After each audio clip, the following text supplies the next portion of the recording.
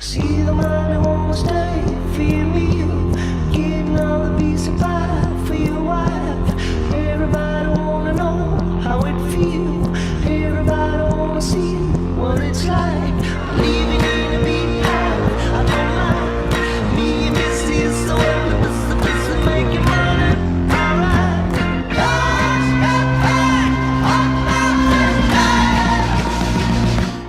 Greenback Boogie. Hey Cougars, welcome back to another episode of Cougar TV. I'm Barbie. And I'm Ken. First, a congratulations to the students who made the cast for the fall musical Chicago. It's great to see some quality singers and actors in the lead roles, but equally great to see a large ensemble that will be capable of a top-notch performance. We look forward to seeing the end results in November.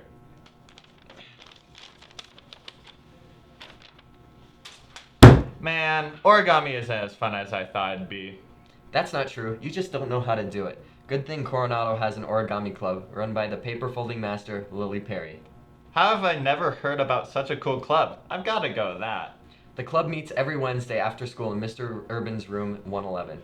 It's a great way to try something new and get to know people who share your same interests. Sounds like fun.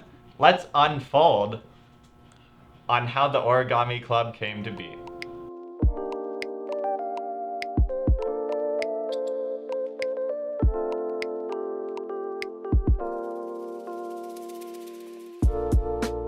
I actually wasn't the one to start it. I joined in freshman year when it was a senior, Devin McClure, that was running it, and joined for the whole year, really loved it. And so when he was graduating, he asked whether I wanted to take over. And so I kind of inherited this club and have loved it ever since. Anybody with an open mind that is willing to come and try their hardest is welcome. I try to aim for them to be like 15 to 20 minutes, but a lot of times we get carried away and there ends up being talking, and so it can last a bit longer. But if you have to leave early for whatever reason, it's totally okay. This is a very low maintenance casual club to just come and have fun for however long you can. I'm a little biased, but I think it's a great club to meet new people and to also have good like tactile artsy time right after school. It helps to calm down. It's great because it is so chill that anybody can come, so you don't have to be taking an art class. You don't even really have to like art. You just have to want to come and try. So we're creating a really safe space for trial and error with something that most people, you're not gonna like go into origami as a career. And so you can just come, see if you like it, see if maybe you're interested in other kinds of art, or you just wanna make new friends. So we're just creating more community. You can just show up the day of. We're in room 111, which is Mr. Urban's room on the main floor. You can also email me and I will help get all that information to you. See, Matthew, you can join Origami Club with no prior experience and make something like a dragon on your first day. You're right. Thanks for encouraging me to try something new. Do you know who Jaxon is? The football player? Yeah. Did you ever hear about what he pulled off last year? No. What did he do? Well, last year he broke the passing record for Coronado. That's really impressive. Let's take a look at how he did it and what he's got in store for us this year.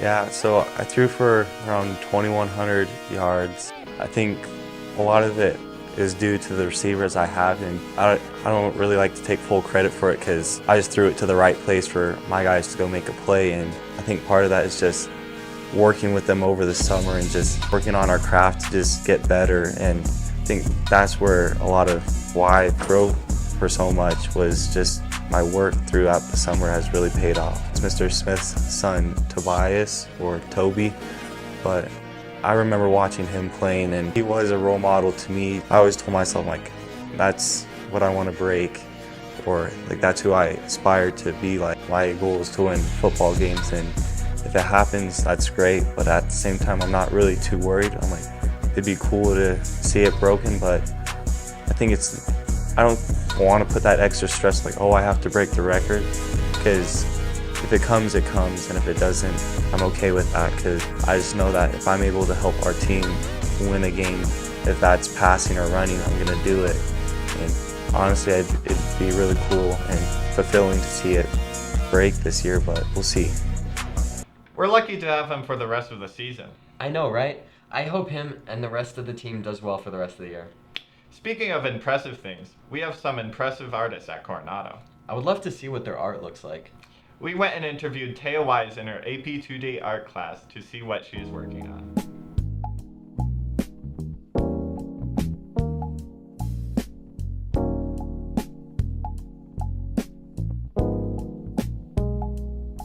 I'd say right now, currently, I'm working a lot with like markers, like alcohol markers and like colored pencils type things. I really do like enjoy painting too, but I've been getting more into the alcohol marker thing, yeah. My plan for the future is to kind of incorporate it into like a hobby kind of. I don't really plan to use it like as a career, but I would like to sell my art eventually. I mostly do my work here in the art room, and then I also do it at home. I have like a little desk set up just for it. I've always been really artistic, so it's like there's really no way to pinpoint it. It's just kind of been like spread out throughout my whole life. I feel like maybe when I got into high school, I just started to like be more expressive with it, I guess. I really like to like look at other art for like inspiration and stuff, so that I can always like refresh my mind with like new ideas on what to draw. Art has no boundaries, honestly, and that like it's just your way of self-expression, and it doesn't matter how it looks or anything like that. It's still you. It's you, and it's really good. That's amazing work. I wish I could be that creative. I only draw with stick figures. That's too bad. I actually think I'm a great artist. I drew this last night. Anyways, did you hear that Mr. Urban got attacked by a deer recently? I did. I'm glad to hear he's okay. Wild animals are something that a lot of people have encounters with, but not everyone knows how to properly handle them. Exactly. We interviewed the victim, Mr. Urban, to find out how we should properly handle animals in the wild. This is no laughing matter. The first week of school, I was done with my classes for the day, and I was walking out the back door. I walked out the door, and just like most people, I was looking on my phone to see, if I had gotten any messages or anything, and I see movement out of my peripheral. And I look over, and there's a deer with huge antlers that is running at me. And I was freaked out because I thought the deer was going to kill me. This little grass area, and it's kind of fenced in by a wall as well, and there's just a little opening to walk out to my car. And so the deer felt trapped, and he thought I was coming after him when he clearly was coming after me. And so he ran at me, and then with about 5 feet before he was gonna hit me, he turned back and then did a little zigzag and figure eight. And while that happened, I decided there's only one way out of this place, and it's either gonna be the deer or me. And I was gonna get out first. And so I started running, and I escaped 1 second before the deer did. So I got out, and the deer ran by my shoulder, and I kind of ducked behind a car, and I was really scared. But the deer I think was more scared. So what can we do as a school to ensure that we don't end up like Mr. Urban? The best ways to avoid conflicts with wild animals are to follow these simple rules. Respect the animal's personal space. They're very territorial, and they will act dangerously if you startle them in their territory. Always be aware of your surroundings. You never know what animals are nearby. If you notice a warning sign of a dangerous animal, such as a rattlesnake rattling, you still might have a chance. Don't hike alone. Being alone with a wild animal can be much more dangerous than when you're with someone else. Don't feed the animals. Not only could that be toxic to them, but you're also violating their personal space, putting both you and the animal at risk.